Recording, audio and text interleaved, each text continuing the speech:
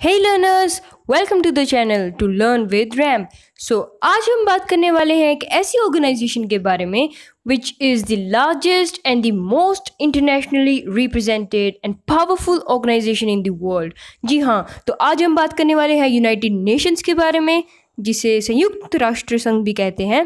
And हम basically इसकी history, इसकी फॉर्मेशन और इसके जो ऑर्गन्स हैं उसकी वर्किंग के बारे में पढ़ेंगे. And let's begin with its intro that what is United Nations कि United Nations आखिरकार है क्या. It is basically an intergovernmental organization जो इंटरनेशनल लेवल पे ऑपरेट करती है.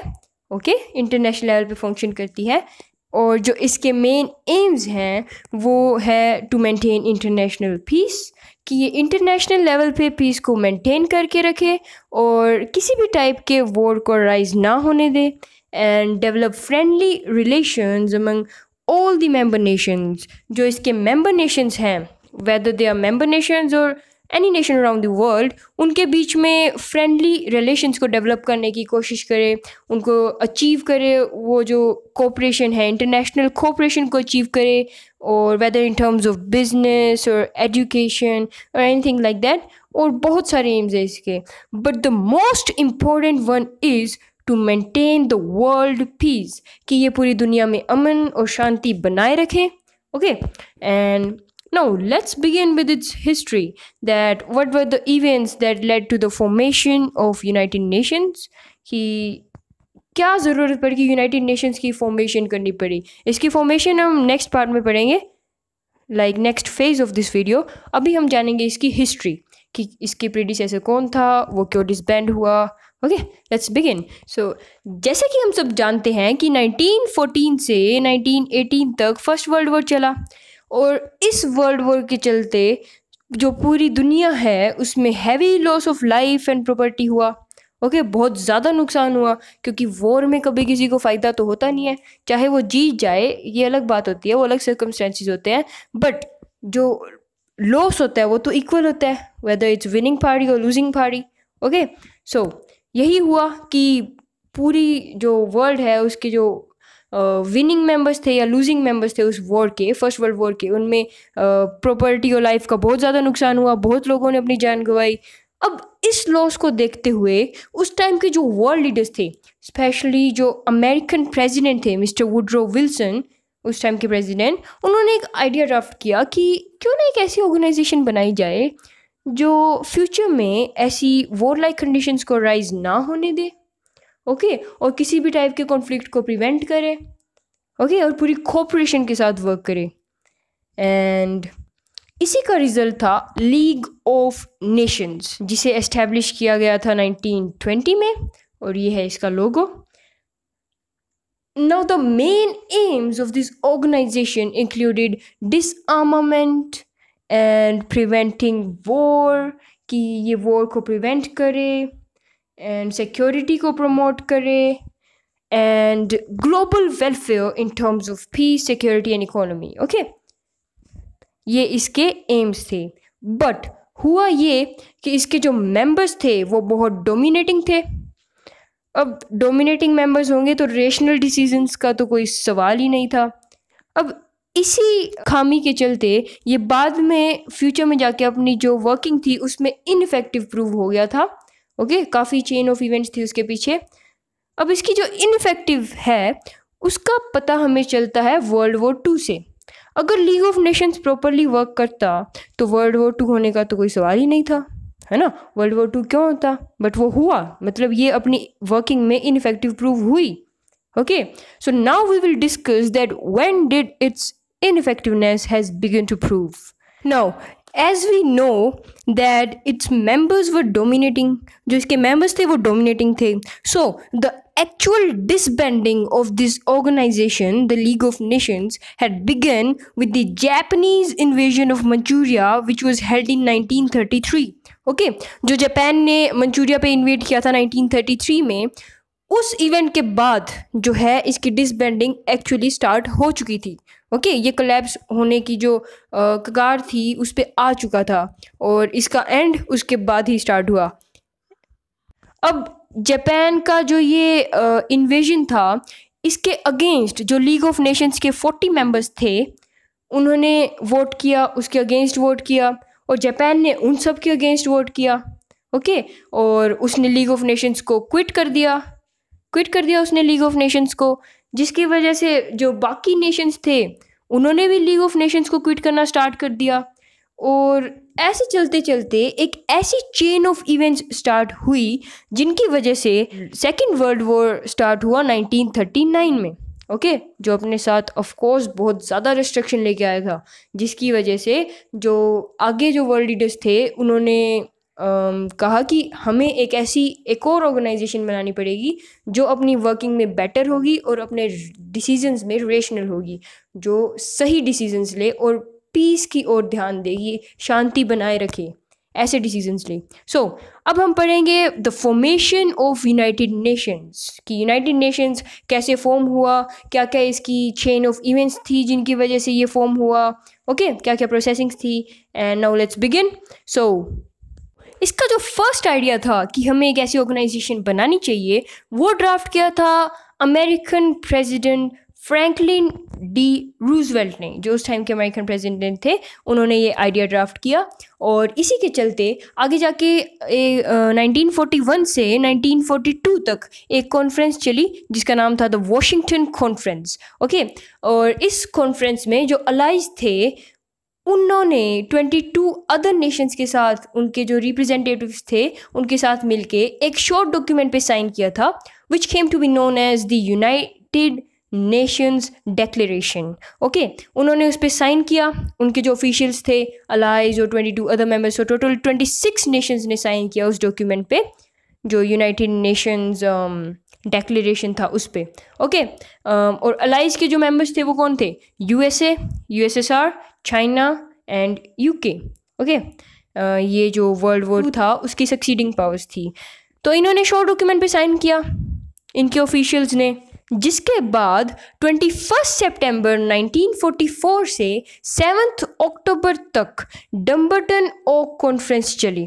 और उस कॉन्फ्रेंस में यूनाइटेड नेशंस के एम्स, उसका जो स्ट्रक्चर था और उसके फंक्शंस को अग्री किया गया, उनको डिस्कस किया गया, उनको फॉर्म किया गया। और उसके बाद कई महीनों तक प्लानिंग चली और चली, जिसके बाद फाइनली 25 अप्रैल 1945 को सैन फ्रांसिस्को में एक कॉन्फ्रेंस हुई जिसका नाम था UN conference on international organisation.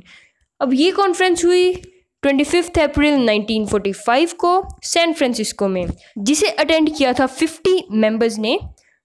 Okay, बाद में आगे जाके 51 मेंबर्स हो गए थे फॉर्मिंग वैसे टोटल, बट जो ये कॉन्फ्रेंस थी उसको अटेंड किया था 50 मेंबर्स ने।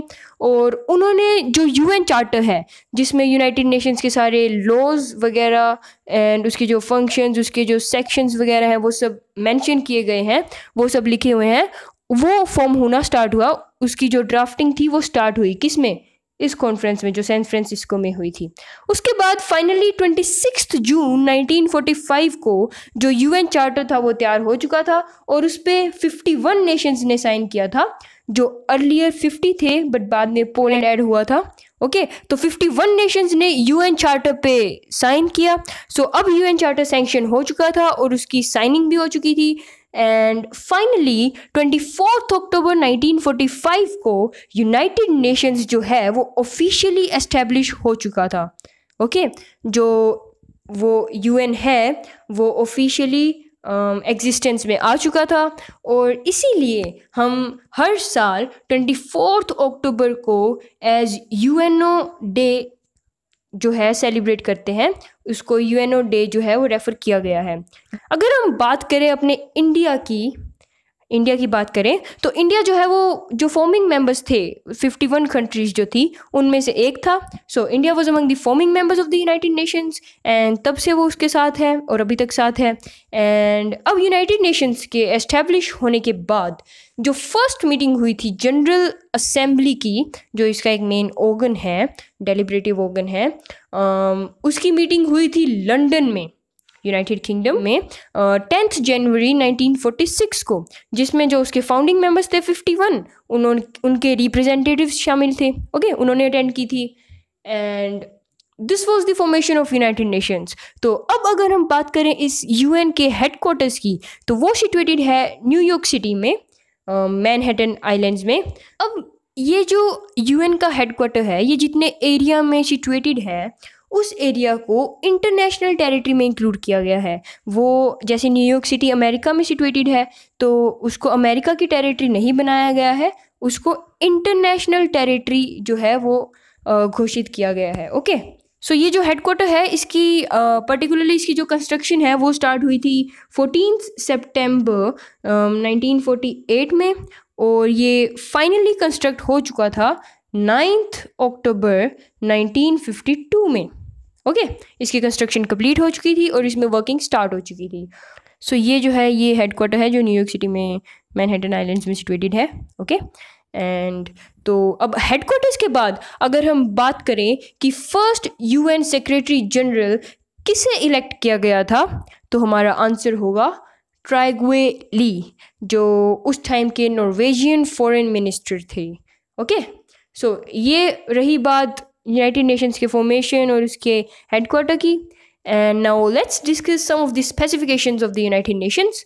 करंटली इसके जो मेंबर्स हैं वो हैं 193, जिसमें लेटेस्ट ऐड हुआ था सूडान, साउथ सूडान, जो सूडान के ब्रेकअप मतलब उसके 2 पार्ट्स में जब वो डिवाइड हो गया था, जिसमें से एक को साउथ सूडान बनाया गया था। सो वो उसका लास्ट मेंबर जो है यूनाइटेड नेशंस में ऐड होने वाला है, 193rd member of the United Nations. Okay, which was added in 2011, which gained the membership of UN in 2011 में। एंड अगर हम इसकी लैंग्वेजेस की बात करें, ये कौन सी लैंग्वेज में ऑपरेट करता है, सो ये टोटल 6 लैंग्वेजेस में ऑपरेट करता है, जिनको हम एक सिंपल फॉर्मूला से याद कर सकते हैं। जैसे किसी भी चीज़ का सरफेस होता है ना, उसी टाइप से इसको याद करने का एक फॉर्मूला है सारफेक। ओके, सरफेस को सारफेक बना देते हैं। S for Spanish, A for Arabic, R for Russian, F for French, E for English and C for Chinese. SARFEC, सारफेक। सो इस सिंपल फॉर्मूला से, इस सिंपल ट्रिक से हम याद कर सकते हैं इसकी ऑफिशियल लैंग्वेजेस को, जो इसकी 6 ऑफिशियल ऑपरेटिंग लैंग्वेजेस हैं। ओके, सो अब लैंग्वेजेस के बाद अगर हम बात करें इसके फ्लैग की, so this is the flag of UN. And ये बेसिकली इसमें क्या है, वर्ल्ड मैप है, उस पर क्रॉस वगैरह लगाए हुए कंसेंट्रिक सर्कल्स हैं, जो कि काफ़ी कुछ डिनोट करते हैं। और इसकी जो ये एनसर्कलिंग ब्रांचेस हैं, ये ओक ट्री की ब्रांचेस हैं, जो पीस का साइन होता है, पीस का सिंबल होता है। And this is the flag of United Nations. Okay, so now let's discuss the objectives of United Nations, जो यूएन के ऑब्जेक्टिव्स हैं main. So the first one is maintaining international peace and security. ये तो हमें पता है, क्योंकि establish इसलिए किया गया था कि ये सिक्योरिटी को मेंटेन करके रखे, पीस को मेंटेन करके रखे इंटरनेशनल लेवल पे, और इसके लिए काफ़ी सारी फोर्सेस भी बनाई गई हैं। Okay, and the next is protecting human rights. अब जो ह्यूमन है उसके बेसिक राइट्स हैं, कई कंट्रीज़ में वो बेसिक राइट्स भी प्रोवाइड नहीं किए जाते। ओके, काफ़ी डिस्क्रिमिनेशन एंड ऑल, रेसिज्म वगैरह काफ़ी कुछ सहना पड़ता है, और उसके जो बेसिक ह्यूमन राइट्स होते हैं उनसे वो डिवॉइड होते हैं काफ़ी सारे लोग। सो उनके जो राइट्स हैं उनको प्रोटेक्ट करने का ऑब्जेक्टिव है यूएन का, कि हर इंसान को अपने राइट्स के बारे में पता हो और वो उसका सही इस्तेमाल करे। And the next is delivering humanitarian add. अब इसका मतलब क्या है कि natural calamities like flood, tsunami, जो ये कुदरती मार जो होती है, इनकी वजह से काफ़ी लोग अफेक्टेड होते हैं। ओके, लाइक केरला फ्लड्स थे, उनमें बहुत सारा नुकसान हुआ था, जो लोग थे वो मुसीबत में थे। ओके, सो उनको जो रेस्क्यू करने का फंक्शन था, वो ऑपरेशन जो किया गया था, उस टाइप के जो ऑपरेशंस होते हैं उनको ह्यूमैनिटेरियन एड ऑपरेशंस बोला जाता है। Okay, it is the situation which is termed as humanitarian aid, जिसको कहा जाता है वो जो राहत प्रोवाइड की जाती है उसको। सो यूएन की ऐसी कई सारी टास्क फोर्सेस हैं, जो कि जैसे कहीं पे बहुत ज़्यादा सिचुएशन ख़राब हो जाती है कि उनकी जो फोर्सेस होती है पर्टिकुलर कंट्री की, वो उसको टैकल नहीं कर पाती है। सो यूनाइटेड नेशंस क्या करता है, अपने जो मेंबर नेशंस होता है उनमें से मेंबर्स को उठा के मतलब उनको अपॉइंट करके और वहाँ वहाँ उनको भेज देते हैं कि आप जाइए और उनकी हेल्प कीजिए एंड या it works like that. And the next is promoting sustainable development. अब डेवलपमेंट तो हर कंट्री का भी ऑब्जेक्टिव होता है, तो वर्ल्ड लेवल पे इस ऑर्गेनाइजेशन का तो होगा ही, बट डेवलपमेंट कैसा होना चाहिए? सस्टेनेबल होना चाहिए, जो लंबे समय तक काम करे, जो डेवलपमेंट है वो लंबे समय तक रहे। ओके, लाइक लॉन्ग विजन कहते हैं ना, उस टाइप का जो डेवलपमेंट, सस्टेनेबल डेवलपमेंट, सस्टेन करे जो, तो इस टाइप का जो डेवलपमेंट है उसको प्रमोट करना। एंड अपहोल्डिंग इंटरनेशनल लॉज, जो इंटरनेशनल लॉज हैं उनको मेंटेन करके रखना, बनाए रखना, जिसके लिए ICJ एस्टेब्लिश किया गया है, लाइक जस्टिस प्रोवाइड करने के लिए इंटरनेशनल लेवल पे। ओके, सो इसका ये ऑब्जेक्टिव रहता है कि जितने भी इसके मेंबर्स हैं वो इंटरनेशनल लॉज जो हैं उनका उल्लंघन ना करे, उसकी प्रॉपर वर्किंग करे, प्रॉपर फॉलो करे उनको। ओके, सो ये इसके मेन ऑब्जेक्टिव्स हैं। And now will look at its structure कि इसके जो मेन ऑर्गन्स हैं वो क्या हैं। सो UN के बेसिकली 5 मेन ऑर्गन्स हैं। पहले 6 मेंबर हुआ करता था ट्रस्टीशिप काउंसिल, जो कि अपनी वर्किंग से सस्पेंड किया गया था, ऑपरेशनली सस्पेंड कर दिया गया था 1994 में, after the independence of the last colonial state. Okay, so now we'll discuss the 5 main organs of the UN, which includes the General Assembly, the Security Council, the Economic and Social Council, जिसको ECOSOC भी बोलते हैं, and the International Court of Justice, ICJ, and the UN Secretariat. We will discuss these organs one by one. Okay, let's begin with the General Assembly. अब अगर हम बात करें इसकी रिस्पॉन्सिबिलिटीज़ की, तो ये रिस्पॉन्सिबल है यूनाइटेड नेशंस के बजट को पास करने के लिए, जो UN बजट होता है उसको पास करने के लिए।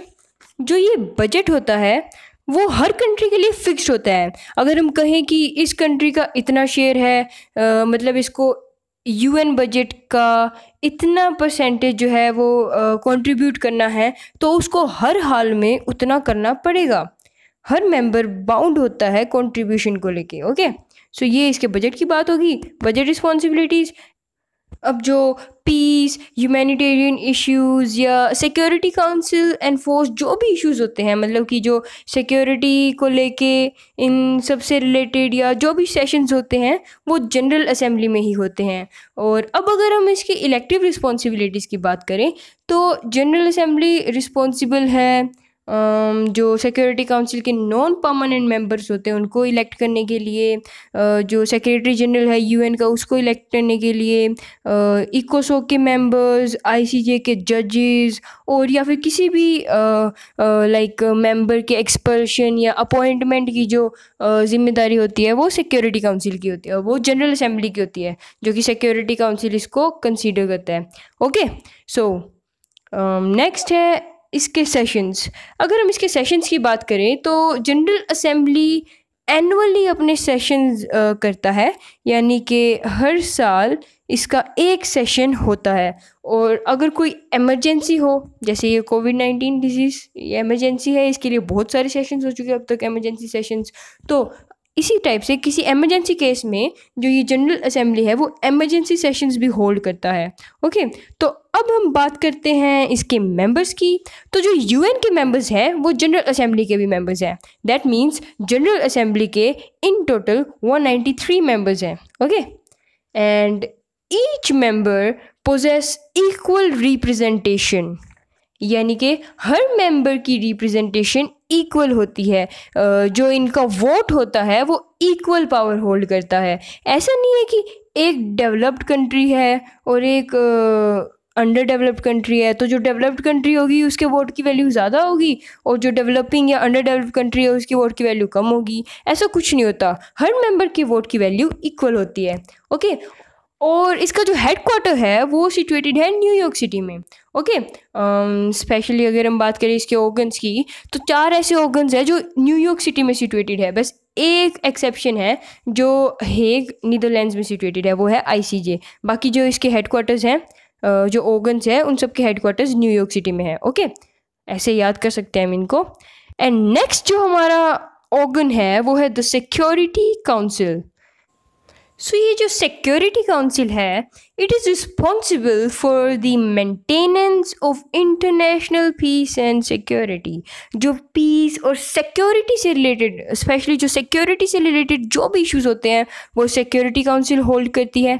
ओके, एंड जो पीस कीपिंग ऑपरेशंस होती है उनकी एस्टेब्लिशमेंट की जो रिस्पॉन्सिबिलिटी होती है वो सिक्योरिटी काउंसिल की होती है। पीस कीपिंग ऑपरेशंस ऐसे जैसे कभी कभी कंट्रीज़ में कंडीशंस जो है वो क्रिटिकल हो जाती है, सो उन सिचुएशंस में लाइक ऐसे ऑपरेशन किए जाते हैं कि वहाँ पे जो पीस है वो मेंटेन रहे, उसको एस्टेब्लिश करके वो उसको मेंटेन कर सके।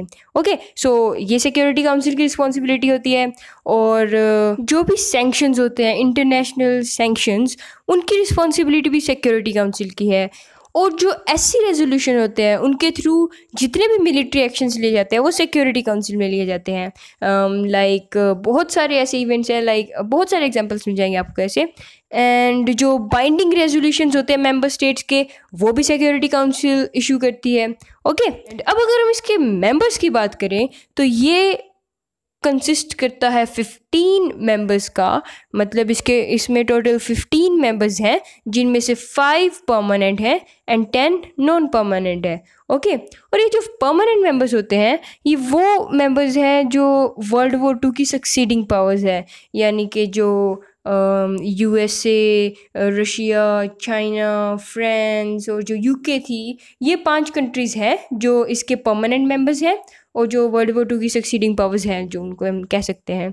ओके, एंड इनकी एक स्पेशल बात होती है कि इनके पास वेटो पावर होती है, ये वेटो पावर होल्ड करते हैं। अब वेटो पावर का क्या मीनिंग होता है कि अब कोई भी सब्सटेंसिव रेजोल्यूशन होता है, ओके, उसको पास होने के लिए 3/5 वोट की जो है वो फेवर में होने चाहिए, उसके उतनी रिक्वायरमेंट होती है। यानी कि अगर टोटल मेंबर 15 है तो 9 अफर्मेटिव वोट्स होने चाहिए 15 में से किसी भी रेजोल्यूशन को पास होने के लिए। ओके, बट अगर कोई भी परमानेंट मेंबर उसके अगेंस्ट वोट कर देता है तो वो रेजोल्यूशन कैंसिल हो जाता है। इसी को वीटो पावर कहते हैं, जो कि सिर्फ परमानेंट मेंबर्स के पास होती है। ओके, सिंपली एक एग्जांपल लेते हैं, लाइक मोस्टली अब तक जितने भी वीटोज़ यूज़ हुए हैं वो या तो किसी कैंडिडेट को सेक्रेटरी जनरल बनाने के लिए यूज़ हुए हैं या किसी को हटाने के लिए यूज़ हुए हैं। ओके, सो इस वे में ये वीटो पावर्स यूज़ हुई हैं अब तक।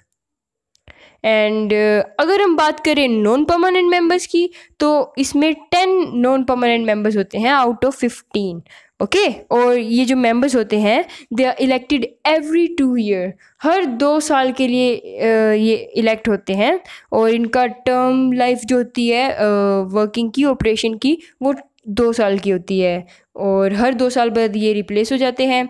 एंड अगर हम एनुअली बात करें तो 5 members are replaced every year.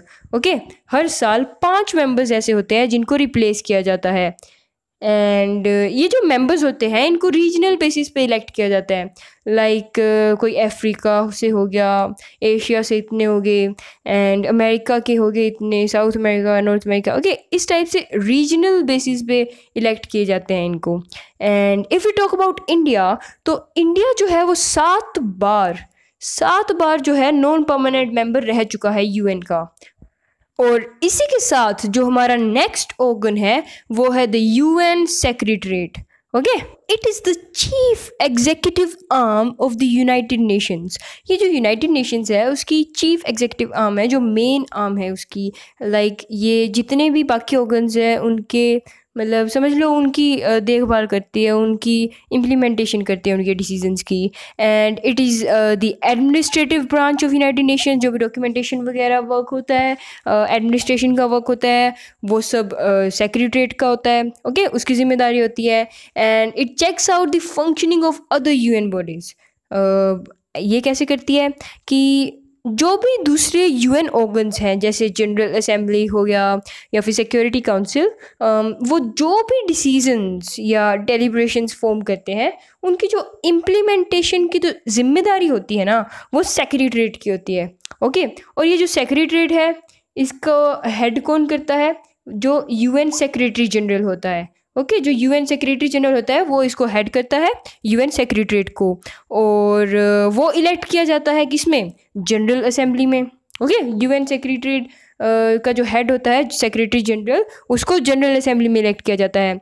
अब अगर हम बात करें कि हमारा फर्स्ट जो यूएन सेक्रेटरी जनरल था वो किसे इलेक्ट किया गया था, तो जैसे कि हमने पढ़ा था कि हमारा आंसर होगा ट्राइग्वेल्दी, और जो हमारे करंट सेक्रेटरी जनरल है वो है एंटोनियो गुटेरेस। ओके, एंड अगर हम सेक्रेटरी जनरल की ड्यूटीज़ की बात करें तो वो इंक्लूड करती है रिजॉल्विंग इंटरनेशनल डिस्प्यूट्स। जो भी इंटरनेशनल डिस्प्यूट्स होते हैं किसी कंट्री के बीच में या उनके एडमिनिस्ट्रेशंस के बीच में, तो उनको रिजॉल्व करने की जिम्मेदारी किसकी होती है? हमारे सेक्रेटरी जनरल की। एंड जो पीस कीपिंग ऑपरेशंस होते हैं उन पे एक आई रखना, उनको एडमिनिस्टर करना, कि वो अभी कितना प्रोग्रेस हुआ है उसका, एंड किस स्टेज पे वो अभी करंटली है वो ऑपरेशन, तो ये सब जिम्मेदारी सेक्रेटरी जनरल की होती है।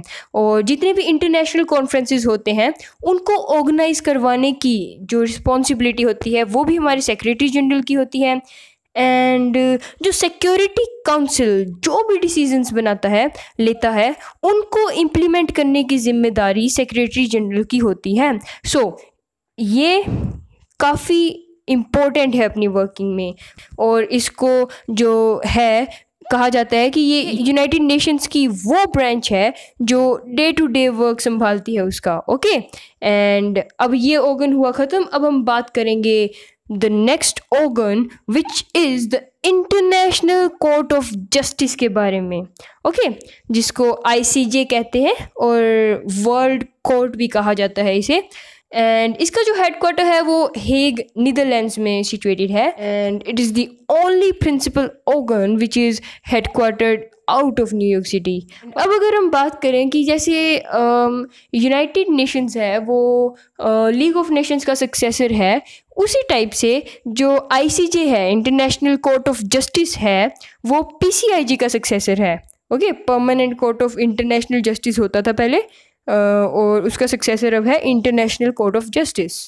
ओके, और जितने भी UN मेंबर्स हैं वो जो ICJ के स्टैट्यूट है उसका पार्ट है, उनको फॉलो करना पड़ेगा जो भी उस स्टैट्यूट में लिखा हुआ है, जो भी रिटन लॉज है उसके अंदर, एंड उन सब की मानना पड़ेगा, उसकी पालना करनी पड़ेगी। ओके, एंड ये जो ICJ होता है it consists of a panel of 15 जजेस। Okay, it is headed by a panel of 15 जजेस। 15 जजेस का एक पैनल होता है जो इसके सारे केसेस को हैंडल करता है। एंड ये जो जजेस होते हैं वो जनरल असेंबली और जो सिक्योरिटी काउंसिल होती है उनके द्वारा अपॉइंट किए जाते हैं, और इनका टाइम पीरियड होता है वो 9 ईयर्स का होता है। ओके, एंड अगर हम इसकी ऑफिशियल वर्किंग लैंग्वेज की बात करें तो ये ऑफिशियली ऑपरेट करता है इंग्लिश और फ्रेंच में। ओके, इसके जितने भी रिटन वर्क या फिर जो हियरिंग्स होती है वो इंग्लिश और फ्रेंच में होता है। इसका एडमिनिस्ट्रेटिव वर्क जो भी है वो इंग्लिश और फ्रेंच में होता है। ओके, अब अगर हम इंडिया की बात करें तो जो फर्स्ट इंडियन जो थे ICJ के पैनल ऑफ जजेस में सिलेक्ट होने वाले, अपॉइंट होने वाले, वो थे BN राव। ओके, वो फर्स्ट इंडियन जज थे ICJ में बैठने वाले। एंड अब तक टोटल 4 जजेस रह चुके हैं इंडिया के, जो है BN Rao, RJ Pathak, Dalbir Bhandari and Nagendra Singh. Okay, ये 4 जजेस अब तक ICJ के पैनल ऑफ 15 जजेस में रह चुके हैं, सर्व कर चुके हैं। अब अगर हम बात करें इसके फंक्शंस की तो इसके बेसिकली 2 फंक्शंस हैं विच आर द फॉलोइंग, जिसमें पहला तो है to settle legal disputes submitted by states, यानी कि जो इसके मेंबर्स होते हैं UN के उनको स्टेट्स कहा जाता है, तो वो जो भी लीगल इश्यूज़ या फिर डिस्प्यूट होता है जितना भी उनका लीगल वर्क होता है इंटरनेशनल लेवल पे जो होता है वो ICJ सॉर्ट आउट करता है। ओके, वो सेटल करता है। एंड अगर हम इसके सेकंड फंक्शन की बात करें, that is to give advisory opinions on legal question referred by authorised UN organs.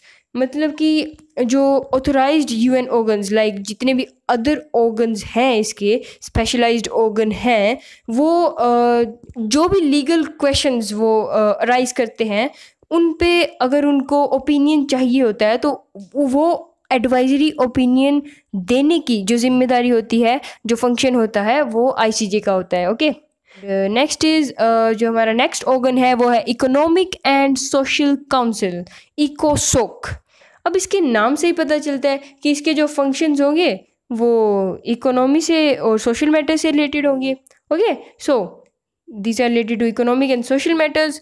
And अब ये जो इकोसोक है, ये जो काउंसिल है, इसमें टोटल 54 मेंबर्स हैं और जिनमें से जिनका टर्म पीरियड होता है वो 3 साल का होता है। इसीलिए जो जनरल असेंबली है वो हर साल 18 नए मेंबर इलेक्ट करती है। ओके, अब हर साल 18 मेंबर होते हैं तो 3 साल के बाद वो रिप्लेस होते जाते हैं एवरी ईयर। तो इसी टाइप से हर मेंबर का 3 साल का टाइम पीरियड टर्म लाइफ हो जाती है। And it is the central platform for the reflection, debates and innovative thinking on sustainable development. अब हमने स्टार्टिंग में पढ़ा था कि सस्टेनेबल डेवलपमेंट को अचीव करना, ऑब्टेन करना इसका मेन ऑब्जेक्टिव है। तो उसकी जितने भी उससे रिलेटेड जितने भी डिबेट्स होते हैं या फिर नए नए आइडियाज़ होते हैं, उनके रिफ्लेक्शन के लिए इकोसोक इज़ द सेंट्रल प्लेटफॉर्म।